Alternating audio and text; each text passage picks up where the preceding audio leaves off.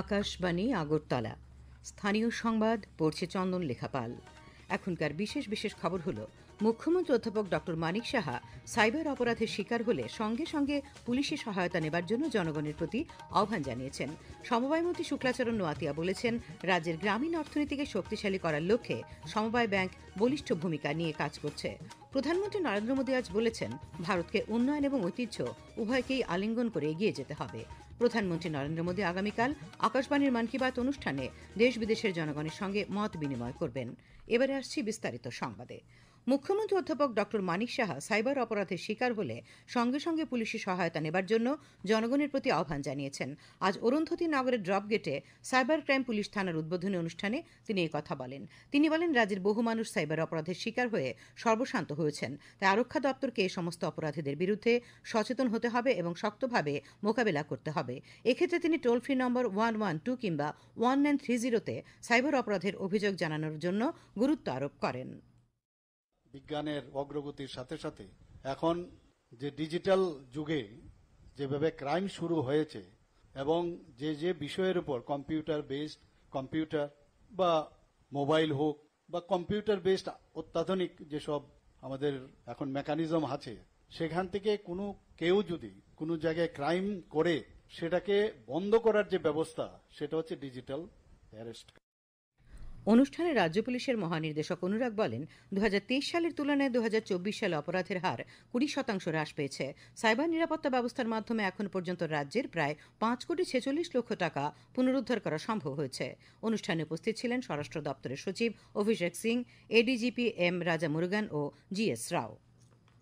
সমবায়মন্ত্রী শুক্লাচরণ নোয়াতিয়া বলেছেন, রাজ্যের গ্রামীণ অর্থনীতিকে শক্তিশালী করার লক্ষ্যে সমবায় ব্যাংক বলিষ্ঠ ভূমিকা নিয়ে কাজ করছে।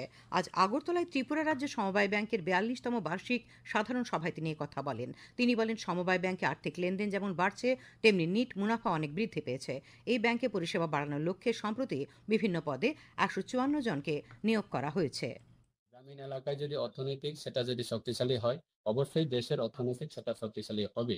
তার ক্ষেত্রে আমাদের স্টেট কোঅপারেটিভ ব্যাংক রাজ্যের প্রত্যেকটা মুহূর্তে, প্রত্যেকটা প্রান্তে এবং প্রত্যেকটা সমবায় সমিতির যারা বিভিন্ন গ্রুপের মাধ্যমে যারা কাজ করে থাকেন, সোসাইটির মাধ্যমে, যে মিউজিশিয়ান লোকাল ফর ভোকাল, আত্মনির্ভর এবং স্বনির্ভর, সেই ক্ষেত্রে স্টেট কোঅপারেটিভ ব্যাংক অবশ্যই তাদের পাশে রয়েছে। এদিকে আজ সন্ধ্যায় আগরতলায় এক সাংবাদিক সম্মেলনে সমবায় ব্যাংকের চেয়ারম্যান নাগাধিরাজ দত্ত জানান, 2024-2025 অর্থ বছরে ব্যাংকের মোট মুনাফা 118,62,00,000 টাকা। এর মধ্যে নিট মুনাফা 36,56,00,000 টাকা, যা গত অর্থ বছরের তুলনায় 8,61,00,000 টাকা বেশি। ব্যাংকের মোট ব্যবসা 6,661,81,00,000 টাকা, যা গত বছরের তুলনায় 511,74,00,000 টাকা বৃদ্ধি পেয়েছে।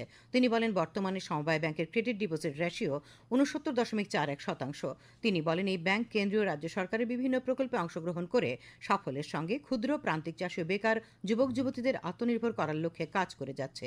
সাংবাদিক সম্মেলনে উপস্থিত ছিলেন ম্যানেজিং ডিরেক্টর ভজন চন্দ্র রায়, জেনারেল ম্যানেজার অপর্ণা দেববর্মা, বিশ্বজিৎ কুমার দত্ত প্রমুখ। মুখ্যমন্ত্রী অধ্যাপক ডক্টর মানিক সাহা আজ আগরতলায় এক অনুষ্ঠানে মাধ্যমিক এবং উচ্চ মাধ্যমিক পরীক্ষায় এবছর উত্তীর্ণ, মেধাবী এবং আর্থিকভাবে দুর্বল ও বিশেষভাবে সক্ষম শিক্ষার্থী হিসেবে নির্বাচিত রাজ্যের 35 জন ছাত্রছাত্রীকে Bhupendrachandra Datta Bhowmik merit cum means পুরস্কার প্রদান করেন।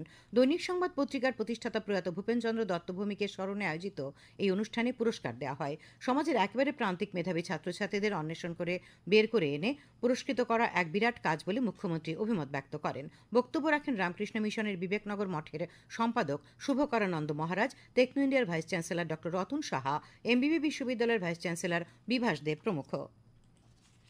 1975-এর সেই মাঝরাতে গণতান্ত্রিক ব্যবস্থার প্রায় সমস্ত কিছুকেই কারান্তরালে পাঠিয়ে একনায়কতান্ত্রিক শাসন কায়েমের চক্রান্ত ছিল তুঙ্গে। জরুরি অবস্থার অজুহাতে গণতন্ত্রের চতুর্থ স্তম্ভ সংবাদ মাধ্যমের ঝাঁপ যেন গায়ের জোরে বন্ধ করিয়ে এক গুমোট রাজনৈতিক পরিসর উপহার পেয়েছিলেন দেশবাসী। একটি প্রতিবেদন। জরুরি অবস্থা ঘোষণার পর ভারত সরকার থেকে সেই দিন সংবাদপত্রের জন্য ফরমান জারি করে বলে দেওয়া হয়েছিল, কঠোরভাবে নিষেধাজ্ঞা মেনে চলতে হবে। এর অর্থ তো পরিষ্কার, সেটাই লেখা বা বলা যাবে যা সরকারের মর্জি। সরকার কেবলমাত্র নিজেদের ইচ্ছে মাফিক লেখা হলেই সম্মতি দেবে। ইন্ডিয়ান এক্সপ্রেস সংবাদ মাধ্যমের স্বাধীনতায় নিষেধাজ্ঞার প্রতিবাদে 1975-এর 28 জুনের সংস্করণে নিজেদের সম্পাদকীয় কলমের জায়গা পুরোপুরি ফাঁকা ছেড়ে দিল। অবস্থা এমন যে সরকারের বিরুদ্ধে কথা বললেই অপরাধ। জরুরি অবস্থায় ৩২৭ জন সাংবাদিককে কারান্তরালে পাঠানো হলো। ৩,৮০০রও বেশি সংবাদপত্র বাজেয়াপ্ত হয়ে গেল। ২৯০টি সংবাদপত্রের বিজ্ঞাপন বন্ধ হয়ে গেল। আর শুধু কি তাই, ৭ জন আন্তর্জাতিক সংবাদ প্রতিনিধিকে দেশ থেকে বের করে দেওয়া হলো। ভেঙে দেওয়া হলো ইন্ডিয়ান প্রেস কাউন্সিল। সংসদ ও বিচার ব্যবস্থার খবরও সরকারি নজরের ছাঁকনি দিয়ে যেতে বাধ্য ছিল। তখনকার তথ্য ও সম্প্রচার মন্ত্রী ইন্দ্র কুমার গুজরালকেও ছাড় দেওয়া হলো না। সরকারি সিদ্ধান্ত মানতে না চাওয়ায় বের করে দেওয়া হলো মন্ত্রিসভা থেকে। এইরকম অসহনীয় অবস্থা থেকে মুক্তির ভাবনার ঢেউ উঠেছিল গোটা দেশের প্রতিটি ক্ষেত্রে। এইভাবেই ১৯৭৭-এর সাধারণ নির্বাচনে দেশের মানুষ বেছে নিলেন অমোঘ পরিবর্তনকে। সংবাদ কক্ষ থেকে রাহুল লোধ ও সুমন ভট্টাচার্য, আকাশবাণী, আগরতলা। খবর প্রচারিত হচ্ছে আকাশবাণীর আগরতলা কেন্দ্র থেকে। প্রধানমন্ত্রী নরেন্দ্র মোদী আজ বলেছেন, ভারতকে উন্নয়ন এবং ঐতিহ্য উভয়কেই আলিঙ্গন করে এগিয়ে যেতে হবে। ঔপনিবেশিক মানসিকতা ত্যাগ করার জন্য দেশের প্রতি আহ্বান জানিয়েছেন প্রধানমন্ত্রী। তিনি বলেন যে ভারত হাজার হাজার বছর ধরে তার শাশ্বত ধারণা, দর্শন এবং প্রজ্ঞার কারণে চিরন্তন। নতুন দিল্লিতে জৈন আধ্যাত্মিক নেতা এবং সমাজ সংস্কারক আচার্য বিদ্যানন্দজি মহারাজের শতবর্ষ উদযাপনের উদ্বোধন করে শ্রী মোদী বলেন, ভারত বিশ্বের সবচাইতে প্রাচীন জীবন্ত সভ্যতা এবং এই কালজয়ী দর্শনের উৎস দেশের ঋষি, সাধু এবং আচার্যদের মধ্যেই নিহিত। তিনি আরও বলেন, আচার্য বিদ্যানন্দমুনি এই প্রাচীন ভারত ঐতিহ্যের একজন আধুনিক আলোকবর্তিকা। তিনি আরও বলেন, আচার্য বিদ্যানন্দজি তার জীবনকে কেবল আধ্যাত্মিক সাধনার মধ্যেই সীমাবদ্ধ রাখেননি, বরং সমাজ ও সংস্কৃতির পুনর্গঠনের জন্য এটিকে একটি শক্তিশালী মাধ্যম করে তুলেছিলেন। প্রধানমন্ত্রী বলেন, সরকার দেশের সাংস্কৃতিক স্থান এবং তীর্থস্থানগুলির উন্নয়ন করছে। প্রধানমন্ত্রী বলেন, কেন্দ্র প্রাকৃত ভাষাকে ধ্রুপদী ভাষার মর্যাদা দিয়েছে এবং ভারতের প্রাচীন পাণ্ডুলিপিগুলিকে ডিজিটালাইজ করার জন্য কাজ করা হচ্ছে। अब हम हायर एजुकेशन में भी मातृभाषा को बढ़ावा देते हैं और इसलिए मैंने लाल किले से कहा है, हमें देश को गुलामी की मानसिकता से मुक्ति दिलानी है। हमें विकास और विरासत को एक साथ लेकर आगे बढ़ना है। इसी संकल्प को केंद्र में रखकर हम भारत के सांस्कृतिक स्थलों का, तीर्थ स्थानों का भी विकास कर रहे हैं। প্রধানমন্ত্রী নরেন্দ্র মোদী আগামীকাল সকাল 11টায় আকাশবাণীর মন কি বাত অনুষ্ঠানের 123তম পর্বে দেশ বিদেশের জনগণের সঙ্গে মত বিনিময় করবেন। অনুষ্ঠানটি আকাশবাণী ও দূরদর্শনের সমস্ত নেটওয়ার্ক, আকাশবাণীর সংবাদ ওয়েবসাইট www.newsonair.com এবং নিউজ অন এয়ার মোবাইল অ্যাপে শোনা যাবে। অনুষ্ঠানটি আকাশবাণী ডিডি নিউজ, প্রধানমন্ত্রীর দপ্তর তথা তথ্য সম্প্রচার মন্ত্রকের ইউটিউব চ্যানেলেও শুনতে পাওয়া যাবে। অনুষ্ঠানের অব্যবহিত পরে এর আঞ্চলিক ভাষার অনুবাদ শোনা যাবে। আঞ্চলিক ভাষার অনুষ্ঠানটি রাত 8টায় পুনঃপ্রচার করা হবে। 2014 থেকে 2025 এই 11টি বছর ভারতের বিকল্প শক্তি ক্ষেত্রের বিকাশে আরও একটি উল্লেখযোগ্য সংযোজন ছিল পরমাণু শক্তি সম্প্রসারণ। বিগত দশকে এই ক্ষেত্রে সর্বাধুনিক ব্যবস্থাপনার পাশাপাশি বিশেষ জোর দেওয়া হয়েছে পরিচ্ছন্ন শক্তি উৎপাদনে। এর সঙ্গে মনোযোগ ছিল দেশীয় প্রযুক্তি গ্রহণ এবং কাজের উৎকর্ষ বৃদ্ধিতেও। একটি প্রতিবেদন।